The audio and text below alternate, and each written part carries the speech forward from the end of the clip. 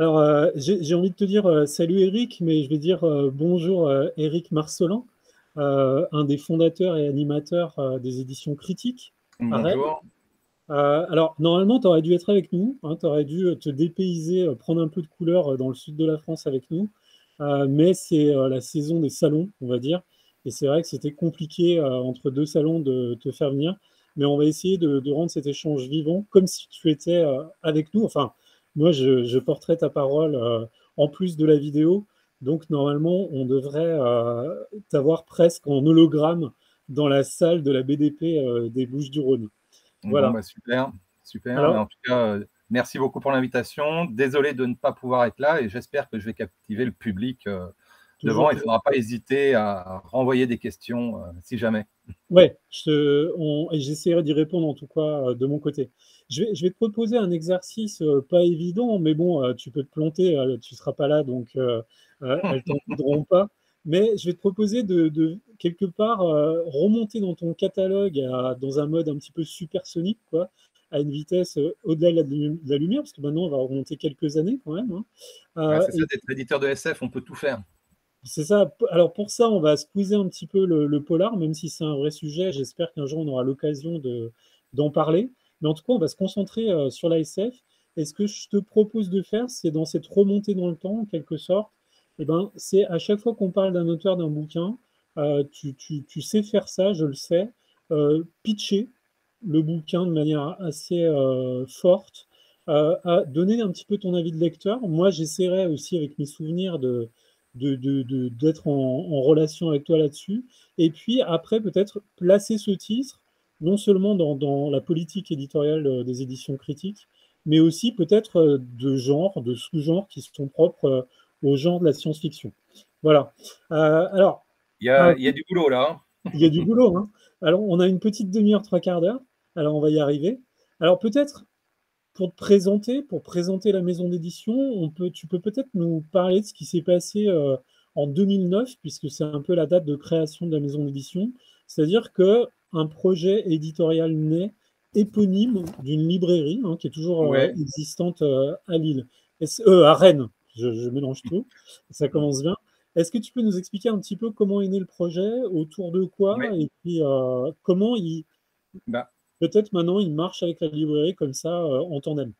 ouais. Donc, j'ai créé la librairie en 2000. Et à la création de la librairie, j'avais cette idée déjà de faire une maison d'édition également, sachant que la librairie était une création pure. Donc déjà, il y avait du boulot pour déjà fidéliser, créer du client, rendre ça rentable. Et en 2009, c'était plutôt bien parti sur les bonnes rails. Et les contacts établis avec des auteurs, avec le monde du livre en général, je les considérais suffisamment forts pour pouvoir lancer cette maison d'édition. Qui a été ce que J'avais j'ai un fait. client, par exemple, Lionel Davoust, qui est un auteur phare de notre catalogue, qui avait un ouvrage, un petit livre qui s'appelait La volonté du dragon à nous proposer. Et voilà, on est parti comme ça. Et puis, avec un client aussi qui venait au magasin, qui nous avait proposé un polar, qui a eu un succès énorme dès le départ avec le projet Bleiberg. Et ensuite, des manuscrits incroyables reçus. Donc, qui ont fait que voilà, la maison d'édition a été assez vite grâce au premier succès inattendu. Comme Ouais. souvent dans les maisons d'édition, il faut un succès pour mettre sur les rails.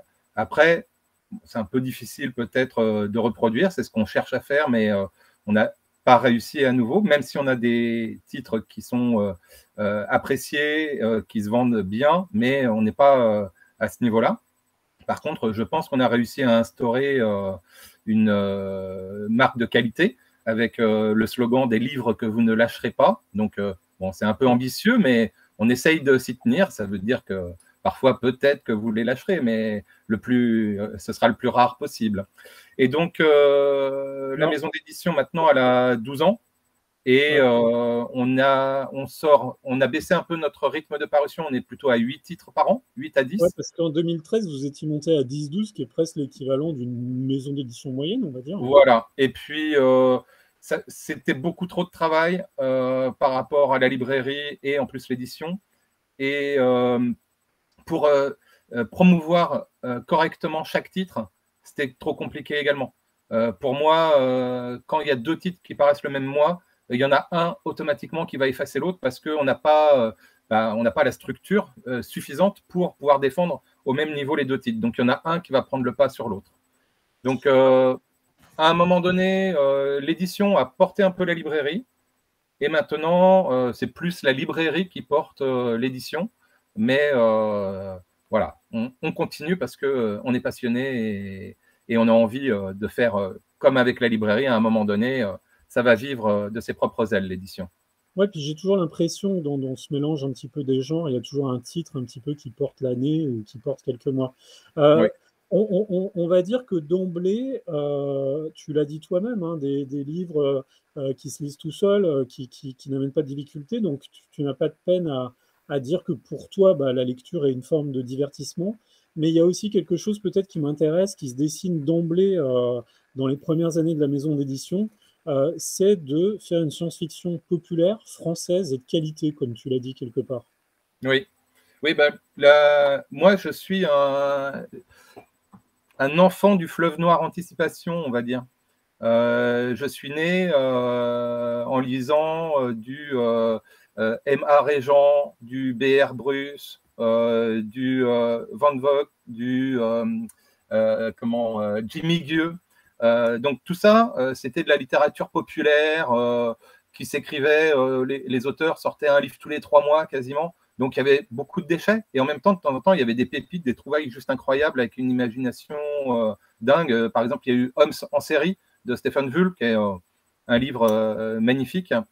Et j'avais envie de reprendre ça et de montrer que les auteurs français n'avaient pas forcément grand-chose à envier aux auteurs anglo-saxons, que ce soit en science-fiction ou en fantasy.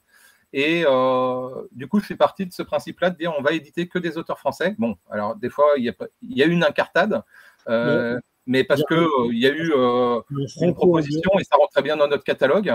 Mais le but est quand même de continuer qu'avec des auteurs français. Et j'ai l'impression que il y avait une bonne raison, puisque pas mal d'éditeurs à l'heure actuelle se mettent à chercher des auteurs français et en publier de plus en plus. Et on est en train de passer peut-être un cap où les lecteurs se disent un petit peu moins tiens, c'est un auteur anglo-saxon, ça va être meilleur. Non, ils ont la curiosité maintenant quand même d'aller vers des auteurs français. Ouais, ce qui n'est pas évident, hein, dans un marché où c'est vraiment la science-fiction américaine, anglaise, qui domine c'est ça.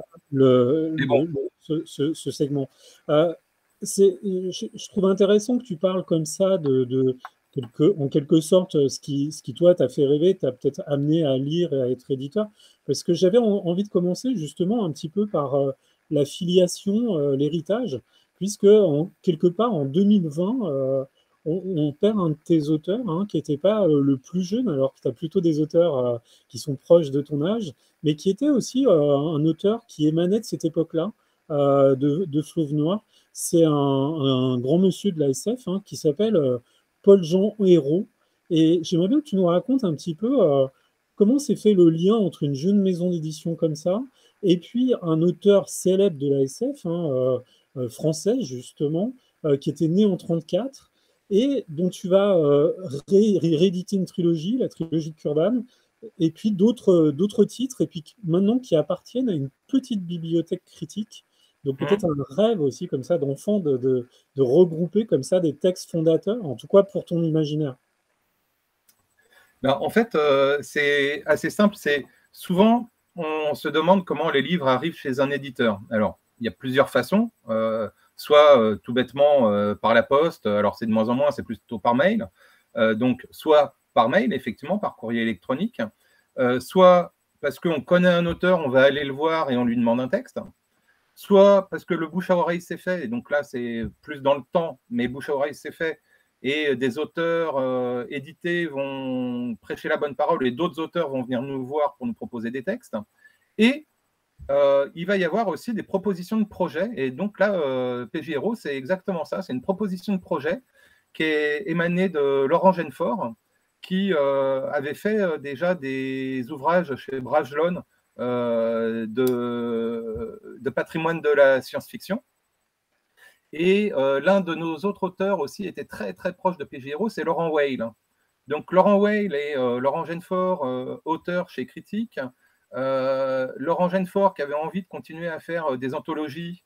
Donc on a sorti par exemple B.R. Bruce au catalogue dans la collection Petite Bibliothèque de l'ASF. Et on s'est posé la question à un moment donné de savoir si PJ Héros serait aussi en petite bibliothèque SF.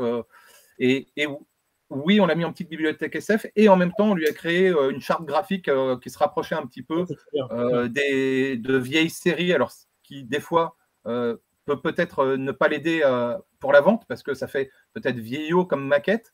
Et en même temps, c'était pour respecter cette œuvre-là et faire un clin d'œil aux temps anciens, quoi, on va dire. Ouais, Et ouais. puis, c'est un auteur, PJ Héros, qui, pour nous, a tout de suite parlé à notre cœur, parce que Dune, on l'avait déjà un petit peu lu avant, comme Jimmy Gueux ou d'autres, ou J.J. Arnaud, par exemple. Et Laurent Genefort est quelqu'un de très humain et qui voulait revoir ça, réunifier un petit peu toute l'œuvre de PJ. Et malheureusement pour nous, Cale de Terre avait déjà été pris par Brajlon sous le label Milady. Mais tout de suite, le contact s'est bien passé avec PJ. D'ailleurs, en petite anecdote, on est le seul éditeur à l'avoir invité au Salon du Livre de Paris, par exemple. Il nous remerciait, sans cesse, il nous remerciait, il dit mais c'est incroyable, quoi. Voilà, vous êtes le premier à m'avoir fait venir ici et je vous en serai toujours reconnaissant. Et on l'avait fait venir aussi à Étonnant Voyageur. Et du coup, on a passé des soirées avec lui et c'était quelqu'un de profondément humain et ça ressort immédiatement dans tous ses textes. Ce qui a fait qu'on s'est engagé avec lui, on s'est engagé avec sa femme et on continue à tout rééditer. Et on espère pouvoir rééditer ceux qui étaient sortis chez d'autres éditeurs également. Alors, peut-être pas parler de tous les livres, hein, parce que je ne sais pas à combien t'en es maintenant de Pierre-Jean Hérault. On est à la 13e intégrale. J'ai envie de dire PJ Hérault à chaque fois, c'est horrible. Et donc, Pierre-Jean Hérault, moi, c'est marrant, en préparant cet échange avec toi, je me suis dit que c'était plus qu'un héritage, c'était presque une racine, en fait, parce que c'est vrai que quand on regarde, par exemple, la trilogie de Curvan, ou quand, par exemple, on regarde un que tu as réédité dans la petite bibliothèque là, qui s'appelle Régression, j'ai envie de dire que finalement, il y a quelque chose de critique dans ces livres-là. Alors, ces livres ont été écrits bien avant l'apparition de Critique. Je dirais qu'il y a quand même le voyage dans l'espace, le space opéra, qui est quand même, je dirais, une fibre importante chez vous. Et puis, il y a aussi, tu as parlé de cette anecdote où il est allé au Salon du Livre, mais c'est dans cette science-fiction quelque part un petit peu virile, il y a l'expérience humaine, parce que Pierre-Jean Hérault, c'est quelqu'un qui a été pilote, donc qui a une certaine fascination pour les engins, pour le vol. C'est quelqu'un qui a fait la guerre d'Algérie, donc c'est quelqu'un qui est aussi un petit peu marqué par ce que peut être la guerre au niveau réel, hein, et pas forcément dans la science-fiction, même si après, il va étendre les champs de bataille dans les astéroïdes, dans l'espace. Mais c'est quelqu'un justement qui, de toute cette expérience, en fait, a une recherche en quelque sorte d'amitié, de comprendre ce qu'est un vétéran, de comprendre ce que peut être un crime de guerre. Enfin voilà, il y a toute une réflexion quand même humaine qui fait aussi peut-être une des racines de critique. J'ai l'impression qu'on retrouve ce sens de l'humain dans pas mal de bouquins, quoi. Et pas que chez Pierre-Jean Hérault, quoi. C'est gentil de dire ça. Donc, ça doit venir, j'espère, effectivement, de l'appétence que l'on peut avoir. Et du coup, forcément, on fait des choix qui nous dirigent vers des textes qui vont nous parler plus fortement. Et donc, le côté humain, pour nous, est toujours très important. Et chez PJ, c'est toujours, effectivement, confronté. Et même chez Romain Benassaya, par exemple, qui a fait Pyramide, ou les naufragés de vélo ou quoi, il y a ce côté l'humain confronté à l'inextricable, comment va-t-il réagir, comment l'humanité va ressortir, justement, comment on va essayer ou pas d'une expérience comme ça, quoi. Voilà. Et effectivement, comme tu le disais, PJ a été profondément marqué par ces années d'armée et ça sous-tend toute son œuvre, tout le temps. Hein, il est tout le temps question de militaire, de guerre, mais c'est jamais militariste. C'est tout le Ouais. temps, justement, pour dénoncer un petit peu les malversations qui peuvent en découler. Et Ça part pacifiste. Gurvan en est l'une des marques de fabrique, on va dire. Hein, et c'est vrai qu'il y a un titre phare chez lui, avec, où on suit le parcours d'un jeune pilote. En fait, il y a une guerre incessante entre les extraterrestres, les ennemis et les humains. Et la guerre ne bouge plus depuis des décennies. Et on décide de surproduire du soldat sur des planètes où on va avoir les pilotes, les terrestres, etc. Et Gurvan fait partie des pilotes. Et on sait qu'au bout de 10 missions, les pilotes ne reviennent pas, meurent. Et Gurvan va s'avérer être un très piètre pilote. Il va sortir, première mission, il revient, deuxième mission, il revient, troisième mission, ainsi de suite. Et il commence à se poser la question de savoir si c'est vraiment obligatoire de mourir, en fait. Pourquoi mourir et pour qui et pour quelles raisons, etc. Donc les questionnements commencent à se faire. Et puis, eh ben, il va passer la 10e mission, la 11e, sans être un pilote a priori émérite, sans tuer beaucoup d'ennemis, il s'en sort. Et il va commencer à distiller la mauvaise parole pour sa hiérarchie, bien entendu, et découvrir à un moment donné aussi que l'ennemi en face d'eux n'est pas si différent qu'eux. Ils ont le même visage, ils ont les mêmes inquiétudes, et donc il y a aussi la question de la différence qui est souvent traitée Ouais. au sein de ces romans. Ouais, l'exploration spatiale est souvent l'occasion finalement de trouver des peuples, on va dire, ou des hommes qui ne sont pas de la même culture ou du même niveau technologique, mais finalement qui peuvent être des frères et qui peuvent échanger une certaine humanité contre une certaine technologie, quoi. Exactement. Et puis, c'est clair que si on se projette dans un futur lointain, on s'imagine ayant colonisé des planètes, et c'est repris dans pas mal de livres de science-fiction, on peut perdre le contact avec d'autres colons et à un moment donné les retrouver et penser que ce sont des extraterrestres. Régression, tu le places, c'est un des derniers que tu as édité dans la petite bibliothèque. Comment tu le places dans l'œuvre de Pierre-Jean Hérault? Oh, bah, on est toujours dans le même type de roman, sauf que là, on va se retrouver sur ce qu'on appelle plus un planète opéra plutôt qu'un space opéra, c'est-à-dire que l'intrigue majeure va se passer sur une planète, et on est, par rapport à ce qu'il peut faire habituellement, sur quelque chose, comme l'indique le titre, quoi, ou dans une société qui a arrêté son développement, qui a amorcé une longue régression. Société Et presque médiévale, en fait, en quelque sorte. Enfin, excuse-moi, une société presque médiévale, mais sur une autre c'est ça, planète. on est dans une société raciste et féodale, Ouais, où il y a deux races qui vont s'affronter, les Tanais et les Livides. ouais. Et on suit le parcours d'un personnage qui s'appelle Roderick, qui, lors d'un conflit, va faire une découverte un petit peu extraordinaire qui va changer sa façon de voir les choses. Et il va essayer de ramener un progrès collectif, mais qui ne va pas être facile à installer au niveau social. Et voilà, c'est tous les rapports humains à nouveau exploités de manière un petit peu différente, effectivement, par PJ, mais toujours assez passionnant, quoi. L'ordre social remis un peu en question, en quelque sorte. Exactement. Alors, tu l'as évoqué, hein, c'est un autre parent, j'ai envie de dire, des éditions critiques. C'est Laurent Généfort. Ouais. Euh, et encore une fois, on reste alors, c'est quelqu'un, je crois, qui a été connu hein, par Romal. Euh, et il a amené chez toi Le Sang des Immortels, Ouais. d'abord, qui serait un petit peu une réécriture de la quête du Graal ou quelque chose comme ça. Comment Oui, tu le... oui, c'est carrément ça. C'est carrément ça. Non, Donc, alors, Chasseur de Sèvres, on va le mettre après. ouais. Je vois que... parce que Là, Laurent Genefort, c'est marrant que tu dises ça pour Omal, parce qu'en fait, on a commencé à éditer Laurent Genefort chez Critique parce que j'ai été le rencontrer au Salon du Livre de Paris. Et je lui ouais. dis, et c'était un auteur justement que je connaissais déjà depuis très longtemps, qui était venu plein de fois à la librairie en dédicace. Ouais, Et un mythe en quelque sorte, hein, un peu. je lui avais demandé de pouvoir rééditer Omal. Ouais. Et parce que ça n'était plus disponible. Et il me dit, écoute Eric, c'est super. Il dit, mais voilà, j'ai déjà signé en fait. J'ai re-signé pour le republier ailleurs. Et puis voilà, les éditions critiques venaient de naître. Il me dit, en plus, je pense que vous n'avez pas les épaules pour rééditer un roman pareil, parce que d'une, c'est 2 gros pavés, et puis de 2, peut-être qu'effectivement, on n'aurait pas bien su le vendre et le promouvoir.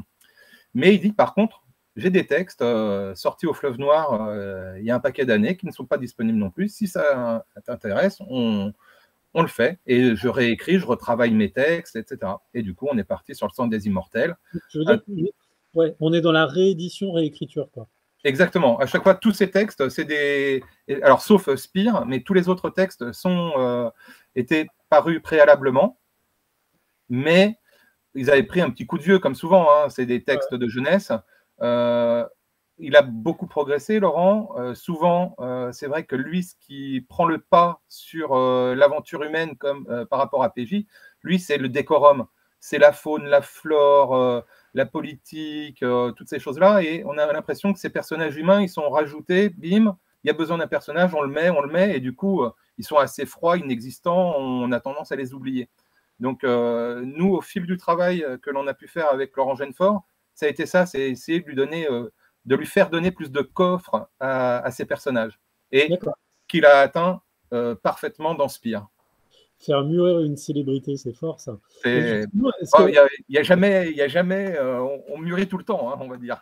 Chaque rencontre fait évoluer. Mais du coup, tu peux peut-être nous raconter un petit peu la trilogie de Spire, hein, qui est en fait une espèce, enfin, on a une filiation avec Pierre-Jean Hérault, hein, dans le sens où c'est encore du space opéra, avec des pilotes en fait qui décident finalement après avoir, il me semble de souvenir avoir été sauvés sur une planète, ils décident en fait de créer une compagnie interstellaire en quelque sorte, et on va suivre leurs aventures dans cette aventure qui est à la fois une aventure économique, mais aussi de découverte de l'univers.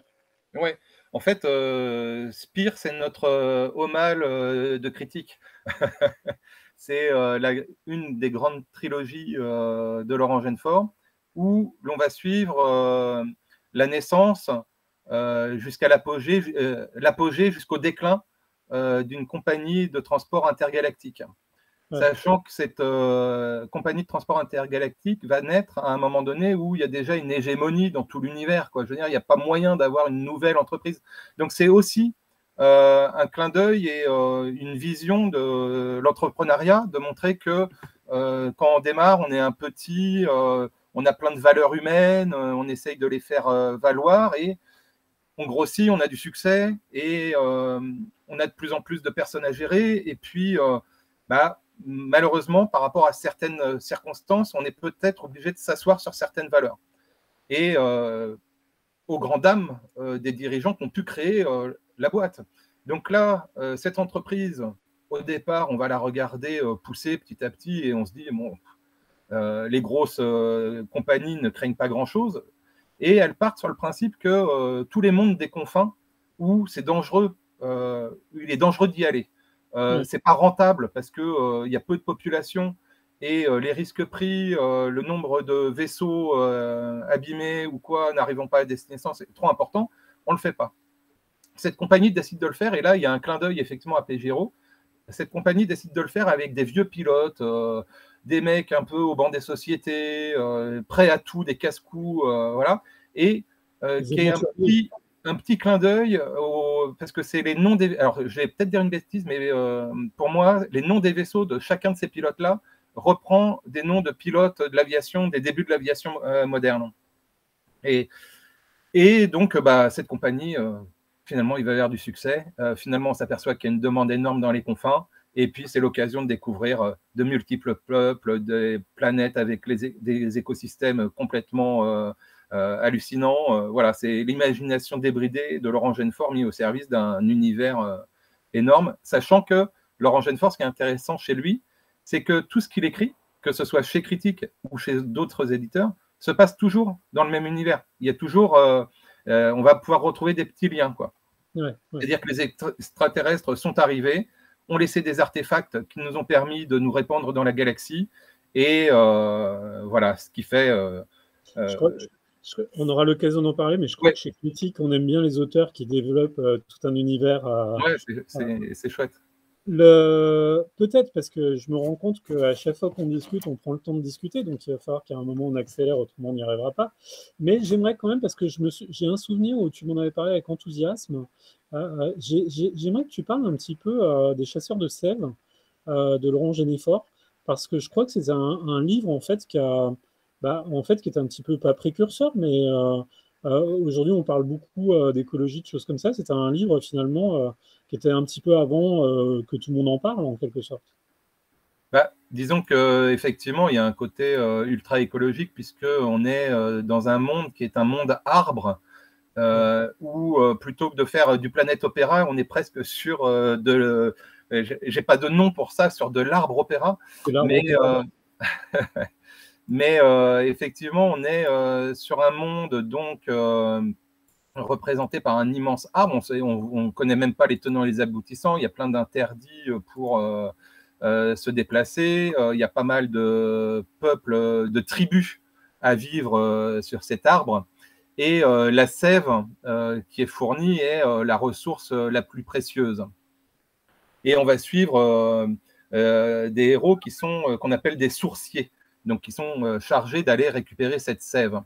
Sauf que on va s'apercevoir, ils vont commencer à s'apercevoir, ces sourciers, que depuis quelque temps, les feuilles, l'arbre, des zones commencent à ternir, à noircir. Leur monde semble malade. Du coup, on va braver pas mal d'interdits et on va descendre aux racines de l'arbre et découvrir un petit peu ce qui se passe là, ce qui se passe en bas, quoi. Que le monde qu'il pensait est beaucoup plus vaste que celui imaginé, et que tous les interdits qui étaient édictés étaient, excusez-moi, tous les interdits faisaient en sorte justement de jamais aller vers le bas. Et il y a un message très humain, il y a un message écologique, voilà, c'est beau, c'est luxuriant, et puis vous verrez, tu m'as dit qu'on en parlerait à la fin, mais je le glisse ici, parce qu'il y a déjà eu quelques adaptations BD pour Laurent Genefort, et ça va être adapté en bande dessinée, et le dessin est juste extraordinaire. On évoquera en fin de conversation cette veine qui est née sur un livre, je trouve, important chez Critique, la BD. Je me rends compte que je ne sais pas si on aura le temps de faire ce que je voulais faire, mais ce que je te propose pour qu'on avance, on va faire un feu d'artifice. C'est-à-dire, je vais te dire des noms de gens à ton catalogue, des titres, et tu vas évoquer un peu le livre et tu vas dire un petit peu comment dans l'histoire de la maison d'édition ça s'est inscrit, qu'est-ce que ça a amené. Si je te Je vais dis par essayer. exemple Laurent Wall, les damnés de l'asphalte, Ouais. Alors, arriver un petit peu du post-apocalyptique en quelque sorte dans la maison d'édition. oui, Laurent Whale, c'est l'auteur qui a une gouaille juste incroyable. Tous ses textes, ça pète dans tous les sens. Les scènes d'action sont extraordinaires. Et pour le coup, Laurent Whale, je pense qu'il est assez représentatif de ce côté action-aventure que l'on recherche dans nos récits, tout en traitant toujours en toile de fond certains sujets de société. Et donc, Les damnés de l'asphalte, c'est le tome 2 de la trilogie Costa. Le premier ayant été initié par Les Étoiles sans balance.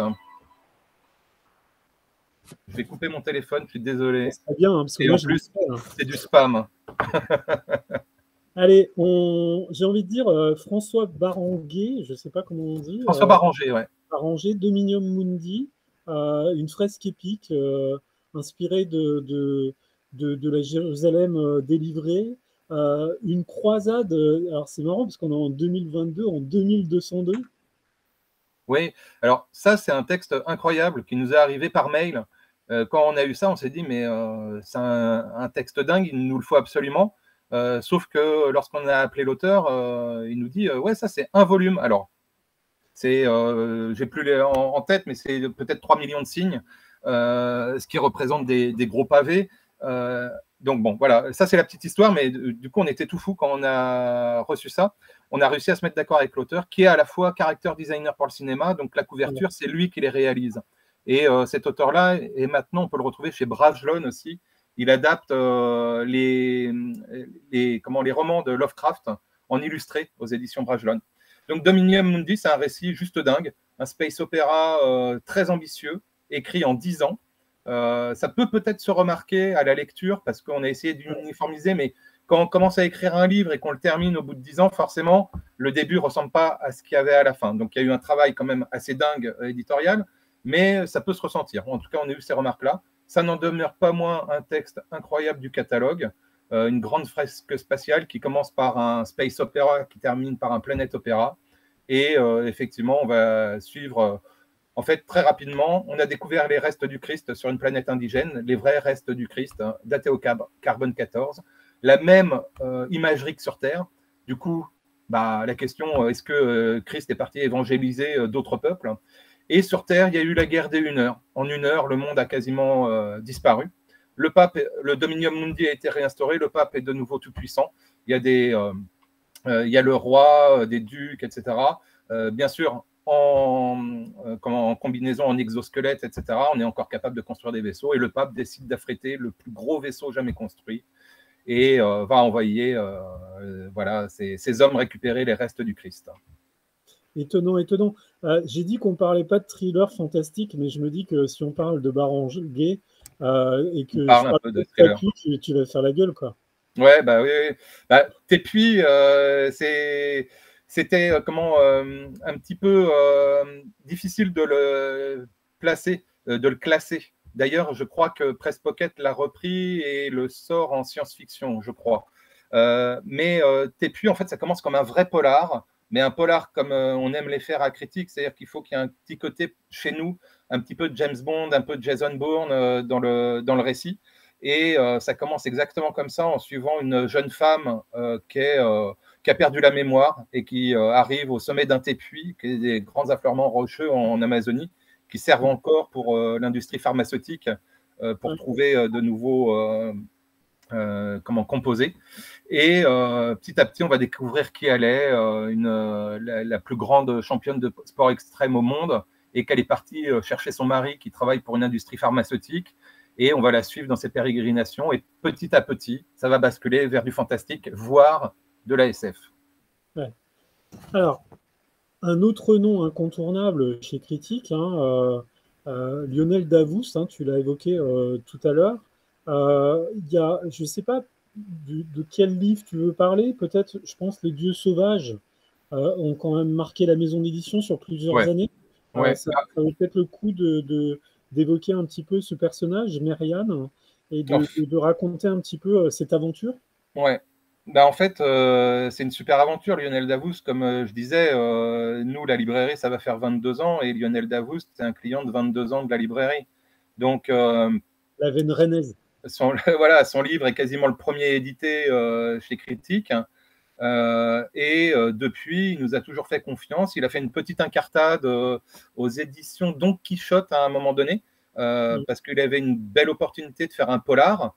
Ça ne nous correspondait pas vraiment. Et puis, c'est un passage obligé aussi pour un auteur pour mûrir.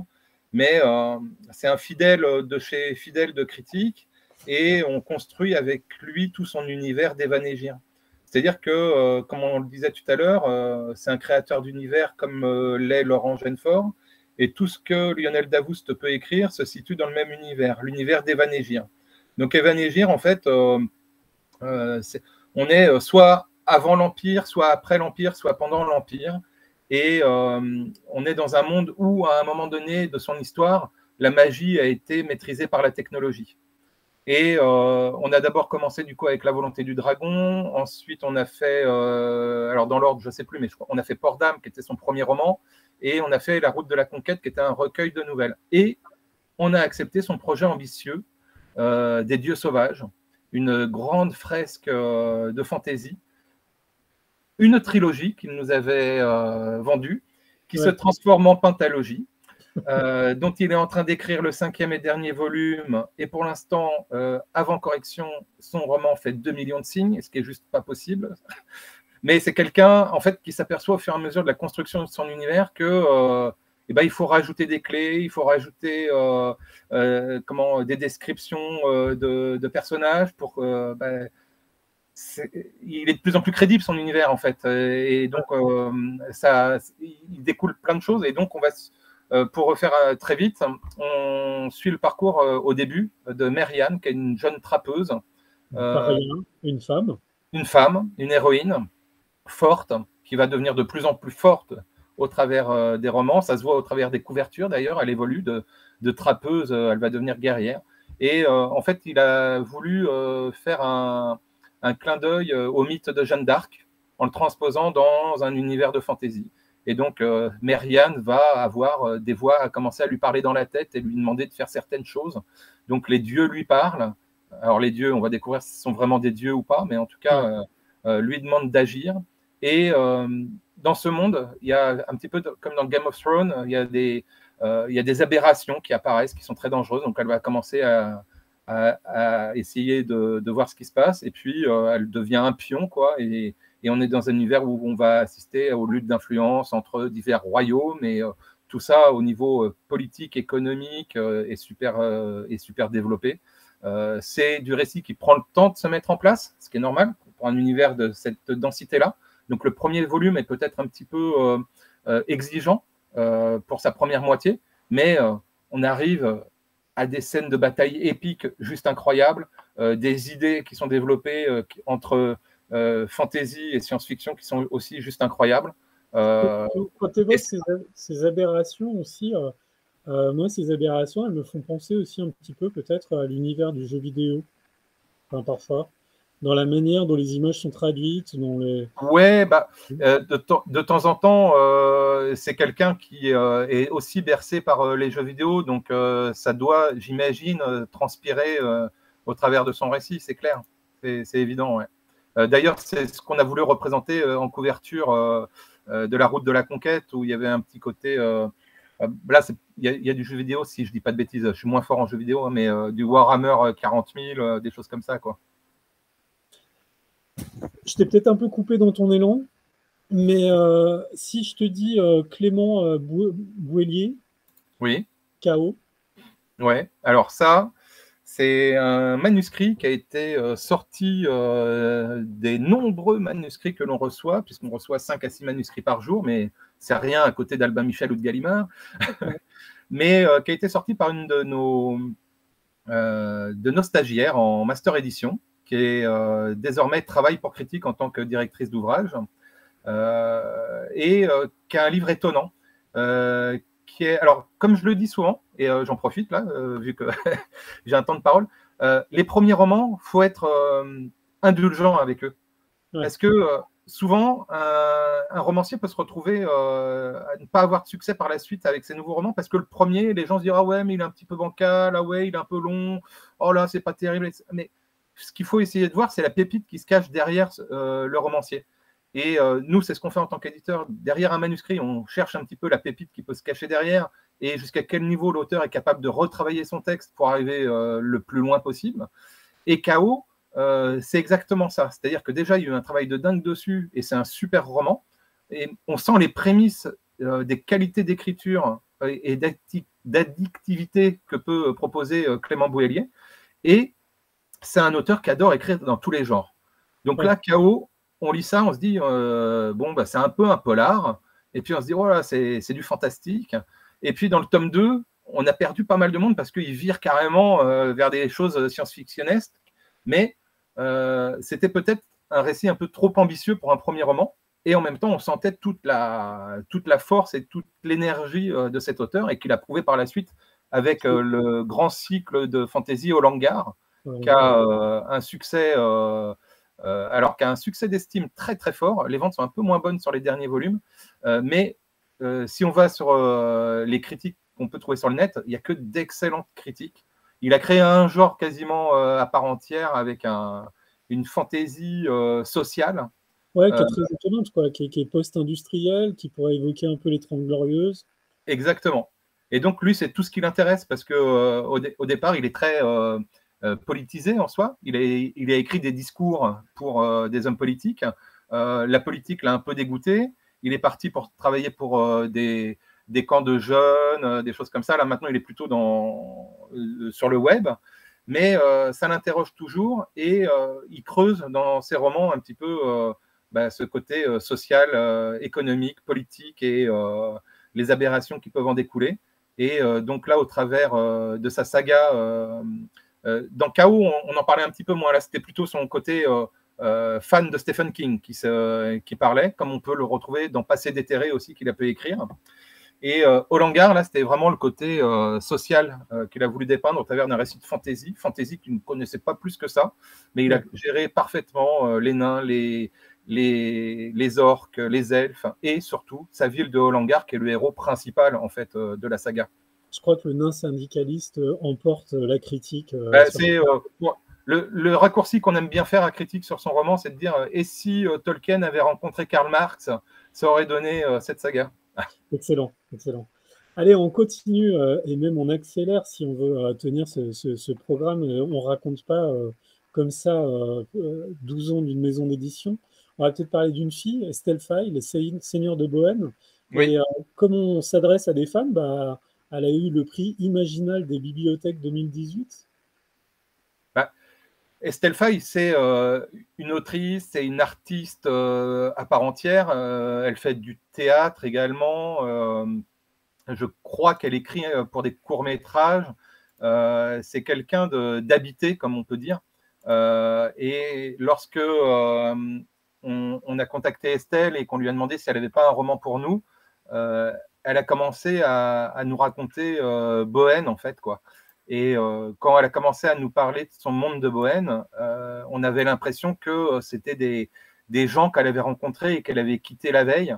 Et ça nous a tout de suite passionnés. Et puis, il y avait ce côté, quelque part, dénonciateur aussi, où elle avait envie de mettre plein d'éléments pour faire bouger les lignes.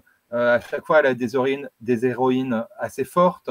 Ça va parler de genre aussi, être un homme, être une femme ou autre, et avec une écriture juste remarquable, quoi. Donc, on a dans Les Seigneurs de Bohème un récit à la fois qui ressemble comme à une légende, qui va s'inscrire dans de la fantaisie et qui en même temps nous ferait presque penser à un récit historique engagé, quoi. Et voilà, et on la retrouve chez plein d'éditeurs. Hein. Là, elle vient de signer chez Albin Michel. Elle avait signé au Mouton Électrique. C'est une autrice qui ne se campe pas à un éditeur, en fait. C'est une autrice qui considère qu'un texte va à tel ou tel éditeur. On parle de dark fantasy épique. On va faire la jonction avec tes dernières sorties parce que le temps passe, c'est terrible. On va peut-être parler de Romain Benassaya qui proposait Pyramide en 2018, hein, si tu veux en dire deux mots. Et puis, dans tes nouveautés récentes, hein, qui sort La Dernière Arche, alors, que normalement qu'on va pouvoir projeter. Est-ce que tu peux aussi, alors lui aussi amène quelque chose, encore une fois, de singulier, hein. Tu as le chic pour attirer les auteurs qui ont un monde, on va dire, spécifique, ou en tout cas particulier. Dans Pyramide, en fait, il fallait fuir la planète sur des arches géantes et on se retrouvait dans une espèce de labyrinthe. Là, dans La Dernière Arche, en fait,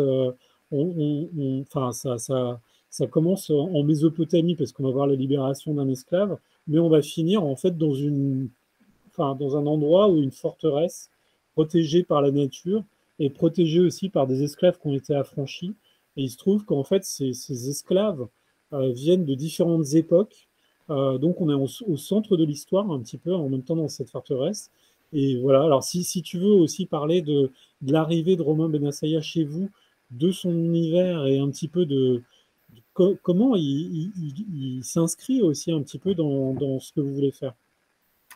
Romain Benassaya, je pense que c'est l'auteur typique critique que l'on va qualifier pour les romans populaires que l'on cherche à faire. Romans populaires étant pas négatif, étant plutôt très positif, c'est-à-dire voulant s'adresser au plus grand nombre et en proposant une littérature de qualité, mais d'évasion, mais au travers de cette littérature d'évasion, apporter de temps en temps quelques clés.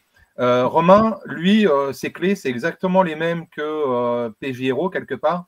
C'est l'humain. Et comme Pierre Bordage, hein, quand on lit du Pierre Bordage, c'est souvent les questions métaphysiques, les questions humaines, au travers d'un récit complètement hallucinant. Donc, Romain, il fait ça parfaitement. Il a un imaginaire débridé. On n'est pas dans la art SF, donc c'est assez accessible facilement. D'ailleurs, il sort aux éditions Presse Pocket sous le label Étoile Montante, qui est la preuve de ce côté accessible et en même temps d'une imagination. On parle de chapitres courts, on parle de page turner quand on parle de ce style. Hein. Exactement, exactement. Et on a décidé avec lui, suite au succès de Pyramide, parce qu'on avait sorti Arca, on a sorti Pyramide, on a sorti Les Naufragés de Veloa, et en fait, on s'est aperçu que c'est Pyramide qui parle. Alors, la couverture, elle est impactante, peut-être, ce qui fait qu'on a envie d'aller dedans, et puis le livre en lui-même est impactant, même si on reprend les mêmes bases de départ que dans Arca. Mais du coup, la plupart de ces prochains romans, en tout cas les 3 prochains romans, on a décidé ensemble que ça se passerait dans le même univers. Donc, La Dernière Arche, même si au début, on est très perturbé, je pense que c'est le roman le plus perturbant de Romain Benassaïa parce qu'on ne s'attend pas du tout à ça. On se demande si on est d'ailleurs dans un récit de science-fiction vraiment au début. On a même l'impression de lire un roman jeunesse, un petit peu, au départ. Et puis, petit à petit, on est embarqué dans son univers, dans son flux, et on va retrouver des éléments qu'on avait dans Pyramide et se retrouver plongé dans ce côté sense of wonder qu'il sait faire de manière extraordinaire. On peut dire qu'il aime nous perdre, hein. C'est un peu l'homme des labyrinthes en quelque sorte. Exactement. Et c'est lui qui fera ses propres adaptations BD. D'accord. Alors, pour finir, hein, on est très, on va dire, concerné par le sort de la planète, hein, puis on voit qu'en plus, elle est déstructurée par certains événements, hein, puisque les blocs, on va dire, nucléaires sont bien installés sur notre planète. Je vois de quoi tu vas me parler. Alors, j'ai envie de parler de 2 choses en même temps. Je ne sais pas si on va réussir à en parler, parce que c'est pas le même style, c'est pas les mêmes écritures. Mais pour moi, dedans, il y a. Moi, je suis plus SF, hein, donc c'est vrai que pour moi, il y a une bombe atomique. Hein, vraiment, c'est la symphonie atomique. Et je crois d'ailleurs que tous les lecteurs sont vraiment à fond. Mais il y a aussi un livre qu'on pourrait dire aussi de space opéra, mais qui m'a vraiment intrigué, c'est Le Chant des Glaces.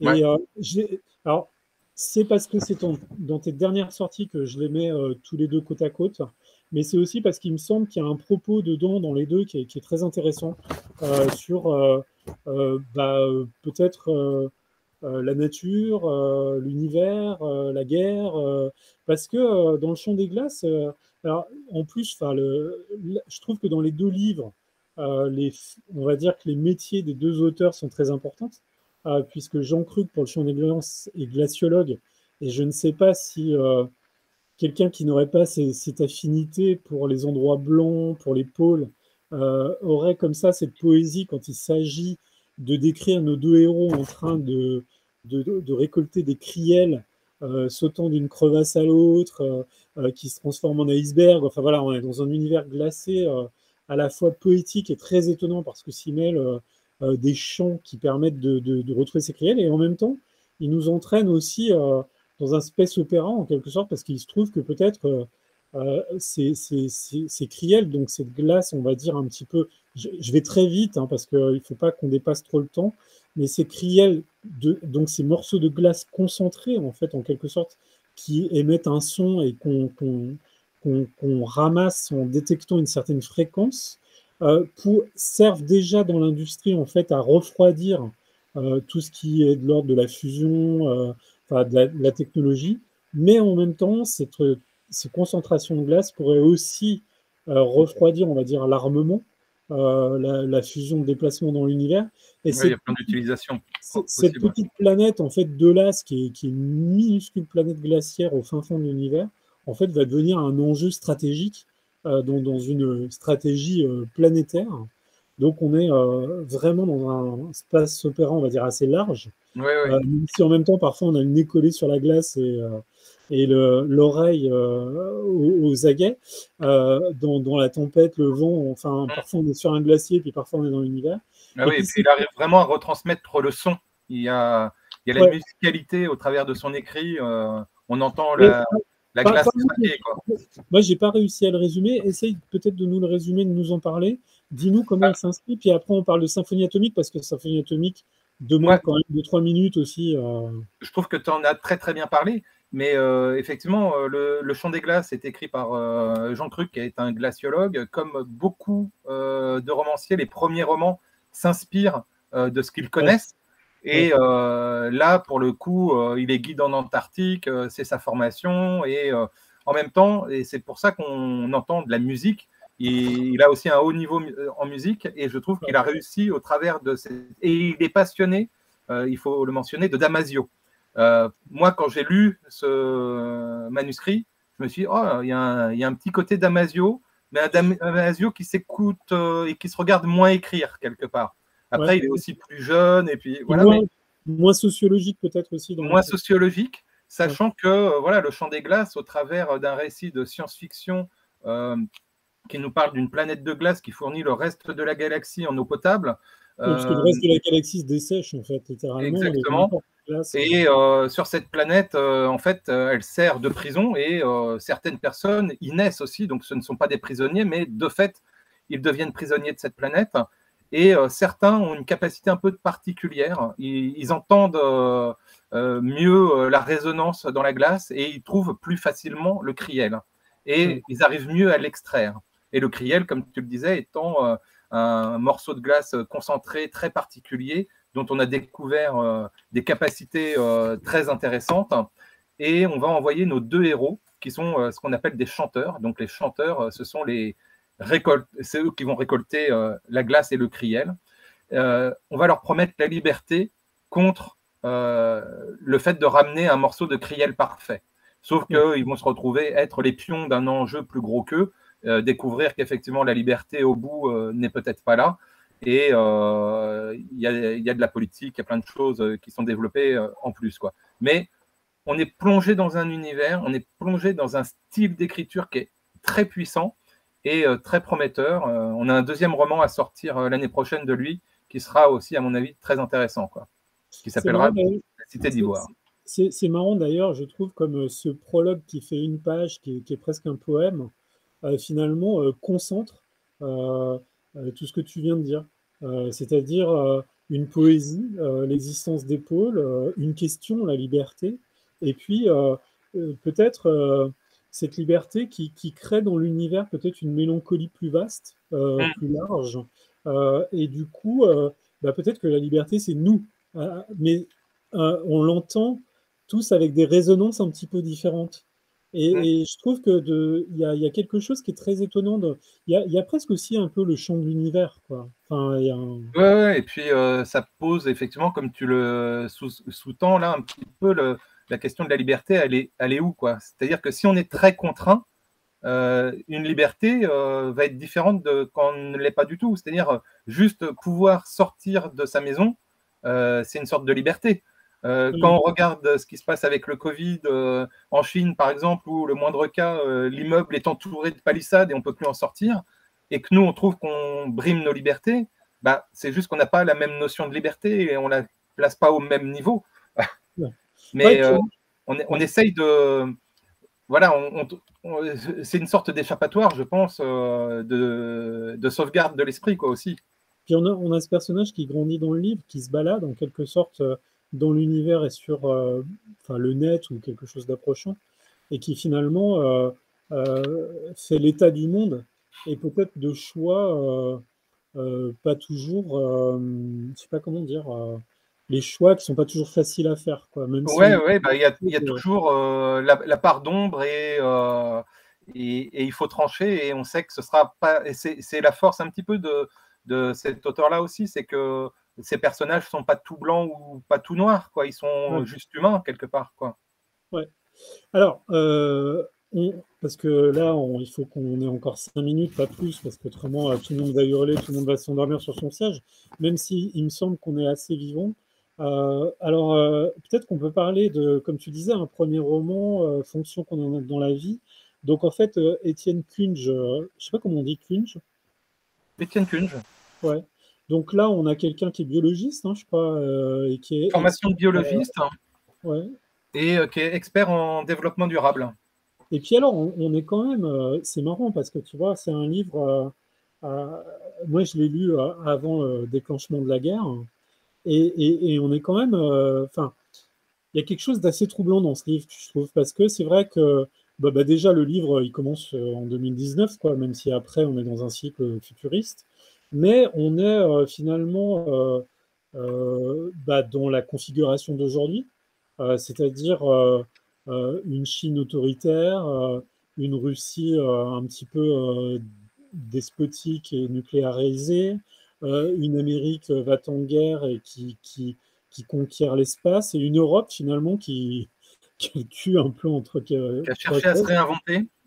Et puis, on a un constat, hein, alors qui est le constat d'un effondrement, hein, qui est celui du GIEC, hein, qu'on va là toucher de manière palpable, enfin de manière concrète, c'est-à-dire finalement comment évoluerait notre planète dans les 30 prochaines années, hein. Quelque part, on peut s'en faire une idée peut-être à travers ce roman. Et, et ben, alors c'est marrant parce qu'on est vraiment on est là encore dans quelque chose d'assez vaste et d'ambitieux. C'est-à-dire, on est dans de la géopolitique, on est dans, je sais pas, du post-apocalyptique climatique, mais en même temps, on est dans une histoire avec des personnages. Il y a il y a des questions cruciales qui se posent, qui sont des questions sociales qui sont déjà les nôtres, comme celle des réfugiés ou celle du vieillissement de la population dans un tel contexte. Voilà. Et alors, ce que je trouve fascinant quand même, c'est que, alors bien sûr, il y a un déclencheur, hein, c'est-à-dire il y a un point de départ. Alors, c'est marrant parce que j'ai vu la semaine dernière que la Chine était en train justement de travailler sur ses missiles balistiques pour détruire des stations orbitales, quoi, que c'était un Ouais, enjeu ouais. des armes futures. Je suis pas très spécialiste de tout ça, mais j'ai trouvé ça étonnant, cette annonce, dans ce contexte de guerre, dans ce contexte un petit peu de déclin. Et en même temps, enfin, alors on est dans une histoire, et en même temps, mais alors, il y a des mini-histoires, comme Ouais. des nanoparticules, de la nanofiction en fait à chaque chapitre, qui nous décrit cet effondrement. Enfin, si tu veux peut-être résumer un petit peu le déclenchement, les personnages, Ouais. moi je trouve que c'est vraiment, on est entre vraiment la SF post-apocalyptique ou atomique, et en même temps dans le thriller presque, géopolitique. Moi, enfin, c'est vraiment un livre presque tout le Et monde on devrait est, lire. et on est presque dans un récit d'anticipation. Ouais, ouais, Et c'est ça qui fait un petit peu peur. C'est ça qui a fait que Étienne Kunge, lorsqu'il a proposé le roman, parce qu'il avait déjà fait un autre roman chez nous avant, mais qui était beaucoup plus léger. ouais. Euh, En fait, il va faire un roman léger, un roman plus lourd, un roman léger, un roman plus lourd. Il se déplace. Parce que lui, il considère aussi qu'il a une mission quelque part de par sa formation et son analyse qui est considérée comme fine par ses pairs Ouais, de l'évolution du monde. Et pour lui, il considère qu'effectivement, on va dans un mur et qu'il faut se réveiller le plus tôt possible pour le prendre de manière moins forte possible. ouais, Quoi qu'il arrive, on va en prendre un. Tout dépend de la dureté qu'on souhaite, qu'on souhaite le mur. Donc, Étienne Kunge, donc, comme je disais, est expert en développement durable.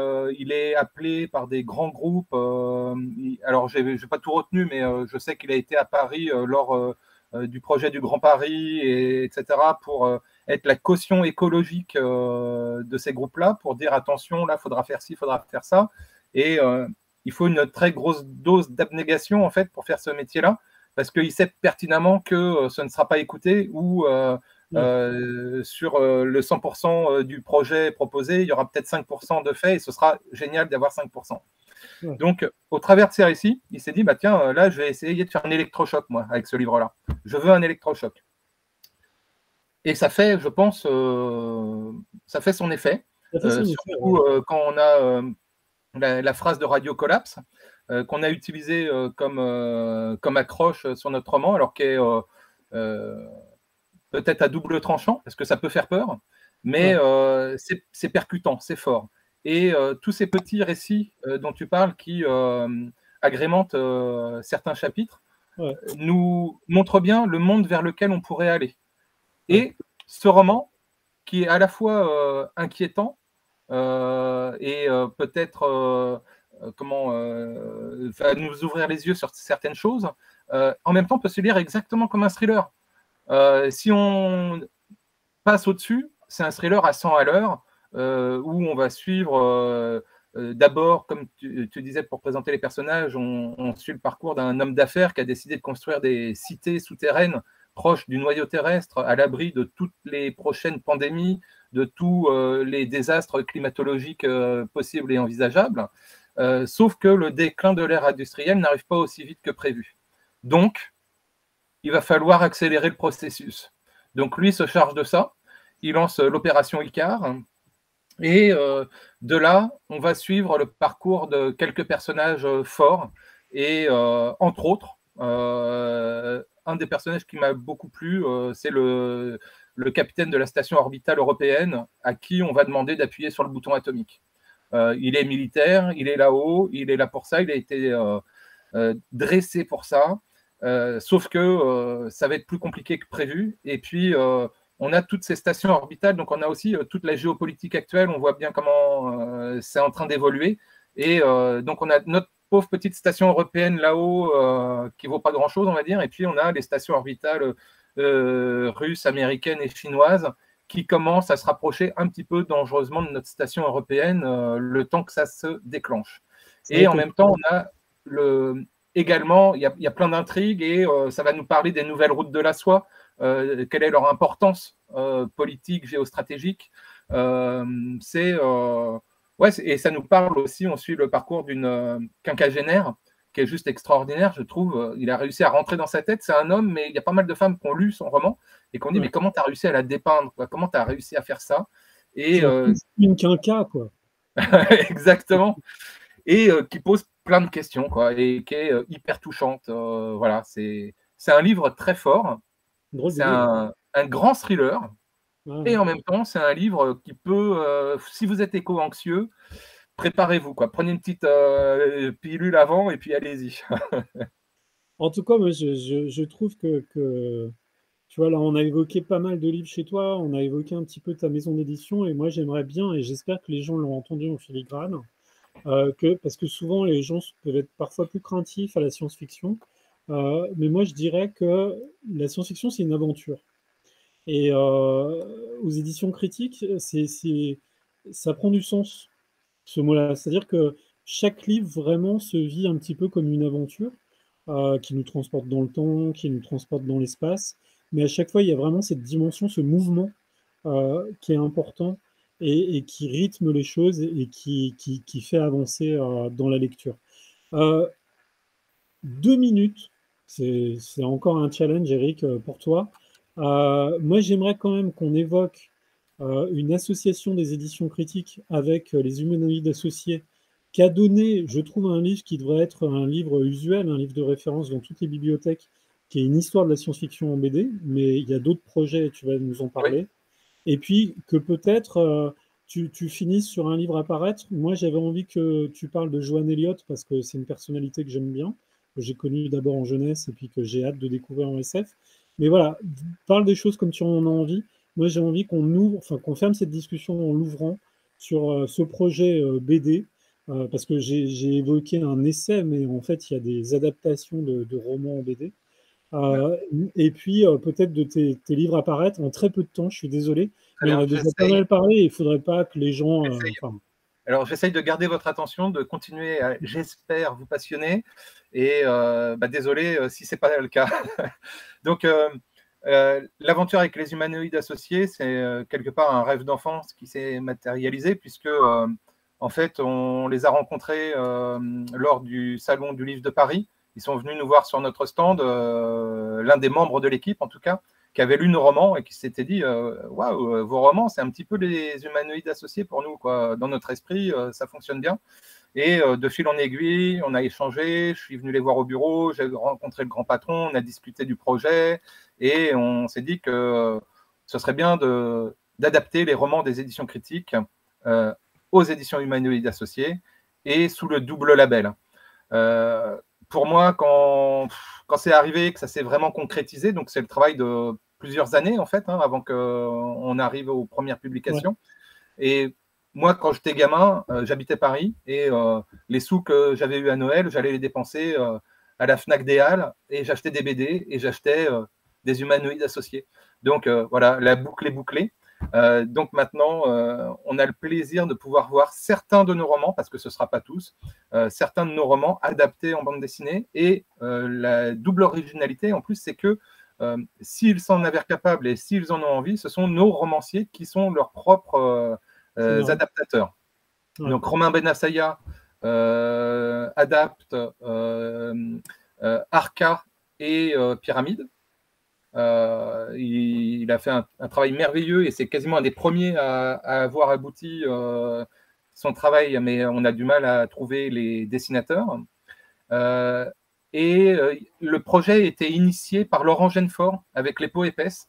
C'était presque un projet qui était d'abord parti, pour une fois encore, merci Laurent Genefort, parce que quelque part, c'est par l'intermédiaire de Laurent Genefort que la question critique s'est un petit peu posée aussi et qu'ils ont commencé à lire du critique. Et Les Peaux épaisses a été adapté, Le sang des immortels, et puis là, prochainement, Les chasseurs de sève. Et puis, un des prochains romans adaptés, c'est Gurvan de PJ Héros. Et donc ça, pour moi, je suis juste ravi. Donc là, vous pouvez voir la couverture. Ouais. C'est un des... Pour le coup, c'est pas PJ qui fait sa propre adaptation, bien évidemment, mais je pense qu'il avait dit qu'il voulait pas le faire. Il était au courant du projet, il en était ravi. Et c'est Mathieu Mariol qui est un des grands noms du scénario en bande dessinée. Et je suis assez content du résultat graphique. Hein. Quand tu parles de certains de tes auteurs qui ont quand même des ouvrages parfois assez volumineux ou des sagas, ça veut dire qu'en BD, il y aura des séries. Alors, le principe aux humanoïdes associés, c'est de faire des diptyques qui peuvent rester ouverts, donc appelés à une suite, effectivement. Mais d'abord, et c'est la preuve avec Point Zéro, qui est un énorme pavé, le pavé a été adapté en 2 volumes. Donc, ce qui est un tour de force, ce qui peut décevoir des gens qui auraient lu le roman. Mais si on n'a pas lu le roman et qu'on découvre la bande dessinée seulement, ça fait parfaitement le job. Par contre, effectivement, on a perdu des lignes narratives, on a perdu certains personnages, mais on ne peut pas rendre la densité d'un roman au travers d'une bande dessinée. Mais ça peut être une première approche et on utilise la matière première, la glaise du romancier pour en faire autre chose aussi, quoi. Ce qu'accepte parfaitement Laurent Genefort. Tu voulais parler d'un des romans de la rentrée, peut-être? Alors, je vais te parler du Johan Elio parce que tu demandais que je... Johan Elio, c'est un des auteurs que je suis depuis toujours, depuis que je suis libraire. Il avait fait La Lune seule le sait, que j'avais trouvé juste génial. Lui, de toute façon, sa marque de fabrique, c'est il parle d'histoire, il mélange l'histoire, il fait des uchronies, quoi. Hein. Et là, on est dans une nouvelle uchronie. Quand j'ai été le rencontrer, je lui ai dit, écoute, Johan, ça fait des années qu'on se connaît, j'aimerais vraiment beaucoup un roman de ta part. J'aimerais beaucoup rééditer Reconquérant, qui était sorti aux éditions Mnemos, qui faisait partie pour moi de l'ADN de critique dans l'esprit du roman, mais il n'était pas libre, il a été repris en poche, mais il m'a proposé quelque chose qui s'en rapproche plutôt pas mal, qui est un inédit total. Et quand il m'a fait un petit pitch rapide, il m'a dit, il y a Léonard de Vinci, il y a François Ier, il y a des romans steampunk. Ah, j'ai dit, ok, ça marche, on signe. Et c'est un roman, donc, Léonard de Vinci reçoit une commande du roi de France lui demandant de protéger les frontières et pour le coup, d'inventer une machine permettant de le faire, quoi. Donc, il va inventer une machine qui va projeter la Furia, qui va projeter les brumes de la Furia, qui va transformer l'espace-temps là où les brumes sont. Et du coup, effectivement, on ne peut plus passer ces frontières-là parce que soit on devient fou, parce qu'on voit des choses hallucinantes, soit on perd une partie de son esprit parce qu'on n'est pas censé exister dans cet espace-temps-là. Du coup, l'esprit change, soit on est carrément éradiqué en y passant. Et on va suivre un groupe de mercenaires qui va être chargé de traverser les brumes de la Furia parce qu'ils doivent ramener un jeune moine à Léonard de Vinci. Ce jeune moine, on ne sait pas grand-chose de lui. La seule chose que l'on sait, c'est qu'il a une mémoire extraordinaire. Tout ce qu'il a pu lire, il s'en souvient parfaitement. Donc, on pense que c'est à cause de ça qu'on a besoin de lui. Et en même temps, comme il se souvient de tout, même s'il traverse la Furia, il va aider les mercenaires à se rappeler que oui, là on voit ça, mais normalement ce serait ça, et de réussir à passer. Et ces mercenaires ont bien sûr ce but de ramener ce jeune clerc, et en même temps on commence à s'apercevoir qu'il y a des dissensions, qu'ils ont des buts un peu différents, et il se passe des choses, quoi. Et on va rencontrer au travers de cette péripétie des T-Rex, des avions volants, des Romains steampunk, plein de choses, quoi. Ouais, mais Et la grande histoire, et on va traverser la grande histoire. Mais c'est marrant parce que tu vois, je trouve que Johan, c'est un peu l'enfant de l'édition des années, on va dire, 90. Ouais. Et je trouve qu'il, comme ça, qu'il rejoigne ta maison avec un projet comme ça, quand même assez charpenté de ce que j'entends, alors qu'il a exploré tout un tas de choses déjà, que ce soit en jeunesse ou en adulte. Je trouve ça merveilleux, quoi. C'est presque enfin, comme un aboutissement ou en tout cas une deuxième naissance, quoi. Bah, il était très content en fait de la proposition parce que c'est vrai qu'il s'est orienté vers la jeunesse, parce qu'il ne faut pas se voiler la face, la jeunesse, ça paye plus que l'adulte. Ouais. Mais il avait le désir secret de recommencer à faire de l'adulte et il était content de la proposition, et du coup je pense qu'il a été, il s'est bien engagé dans ce projet-là et il nous a donné un très beau texte, quoi. Ouais, puis j'ai l'impression que c'est un texte avec plusieurs portes, comme, Complètement, et complètement. ça, c'est vraiment sa marque de fabrique aussi. Est-ce que tu penses qu'on a évoqué ce que sont un peu les éditions critiques ou est-ce que tu voudrais rajouter quelque chose Eh ben, juste vite fait, alors attends, si je les ai là, ouais, je vous les montre là, je les ai là. Juste pour finir, parce que c'est notre dernière grande sortie, c'est notre enjeu éditorial de l'année, parce qu'on sort 5 volumes sur 1 an et demi.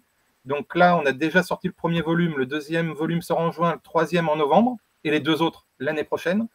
C'est un projet ultra ambitieux qui est pour moi la représentation parfaite de l'ADN critique. Ouais. C'est Second Œcumène. Et pour le coup, pour revenir sur mes propos du début, de John Crossford, on a choisi de jouer la carte de l'auteur mystère avec un nom anglo-saxon pour on dévoilera pour quelle raison à la sortie du tome 3. On dira qui est l'auteur et pourquoi on a choisi de lui faire prendre un nom anglo-saxon. Donc, il y a une petite raison, effectivement, parce que malgré tout, le côté anglo-saxon en space opéra ou en fantasy, malgré tout, marche quand même mieux que le français, même si le français marche de plus en plus, mais il n'y a pas que cette raison-là, il y a d'autres raisons derrière. On expliquera pour toi quoi, mais là, c'est une grande fresque intergalactique qui est juste bluffante. On a fait jouer le jeu, des libraires ont accepté de jouer le jeu avec nous en lisant le roman bien en amont, avant les corrections, avant certaines modifications, et ils ont, pour la plupart, voire tous, adhéré à l'univers. Donc ça représente vraiment ce que l'on fait, je trouve. Comme tous ceux qu'on a pu évoquer, mais là, au travers de cette grande fresque, il y a vraiment plein de choses. En résumé, tu peux nous dire un petit peu. En fait, second œcumène, parce que par rapport au premier œcumène sur la Terre, à la période grecque, donc là, second œcumène, le nouvel espace terrestre, humain connu dans la galaxie. Il y a des milliers de planètes. L'empereur se meurt, des convoitises commencent à émerger. Et on est dans un monde, en fait, alors ça c'est très classique, hein, il y a des choses qui sont très classiques dans le début, mais en fait c'est toute l'évolution de son univers qui est très prenante et son écriture qui fait qu'on s'attache à plein de personnages. Et on est dans un monde qui a arrêté d'évoluer. C'est-à-dire que on sait encore voyager au travers de l'espace, mais on ne sait plus vraiment fabriquer les engins capables de le faire. En tout cas, on n'est pas capable de fabriquer des engins qui vont aller plus vite, qui vont aller plus loin, qui vont être plus résistants, on ne sait plus faire. Communiquer au travers de la galaxie, au travers de la technologie, on ne sait pas trop faire non plus, on a perdu le savoir-faire. Du coup, on va communiquer de vaisseau à vaisseau grâce aux alters, qui sont les personnages très importants de la saga. Les alters sont des humains qui ont hérité de pouvoirs un peu particuliers suite au voyage dans l'espace. Donc soumis aux radiations des vaisseaux, soumis aux radiations stellaires, etc. Certains ont acquis des talents. Donc soit ça va être un talent plus important que d'autres, le gars qui va savoir mieux réparer des choses, ça va être intuitif, etc. Mais jusqu'à la télékinésie, mettre le feu à quelque chose, parler dans l'esprit des gens, être transparent, etc. Il y a un petit côté, entre guillemets, X-Men. Et ces haltères sont élevés pour leur capacité sur une planète où on essaye de déceler leur talent. Et une fois que le talent est décelé, on les dispatche au travers des différents mondes de la galaxie. Mais ils sont considérés comme des esclaves. On en a peur et du coup, on les drogue. On les drogue pour annihiler leur pouvoir. On les redrogue pour quand on en a besoin et on les redrogue pour les réendormir. Sauf que ces haltères vivent de moins en moins longtemps et qu'ils ont de moins en moins de pouvoir. Et on va suivre aussi le parcours d'une jeune femme, Anya, qui, elle, est issue d'une naissance naturelle, ce qui n'a presque plus lieu, et qui a des pouvoirs décuplés par rapport à tous les autres, et qui va peut-être changer la face des choses. Et on va suivre un capitaine de navire qui, lui, utilise les haltères comme des humains normaux, en les respectant et en les payant, et qui a peut-être d'autres visions sur l'univers qui va être laissé libre par l'empereur en train de mourir. Mais cet empereur a un fils assez démoniaque, et on va également suivre l'Église qui est redevenue très puissante au travers de toute la galaxie. Il y a une planète qui s'appelle Vatican, et il y a une nouvelle Sainte Inquisition qui est lancée pour éliminer les derniers des haltères. Et c'est un jeune novice qui est chargé de ça, mais à qui qu'on a élevé depuis plus tendre enfance dans une certaine croyance et qui va découvrir des choses au sujet des haltères qui vont peut-être faire vaciller ce qu'il pouvait penser.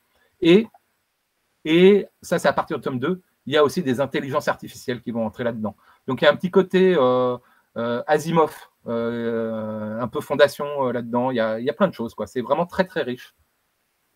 Génial. Et profondément humain, comme d'habitude. Génial, c'est la base. Eh bien, Eric, merci beaucoup et à bientôt, j'espère. Eh ben, merci beaucoup pour cette invitation. Désolé de ne pas avoir pu me déplacer et j'espère que ce sera pour une prochaine fois. Bonne lecture à tous et à toutes. Merci. Merci.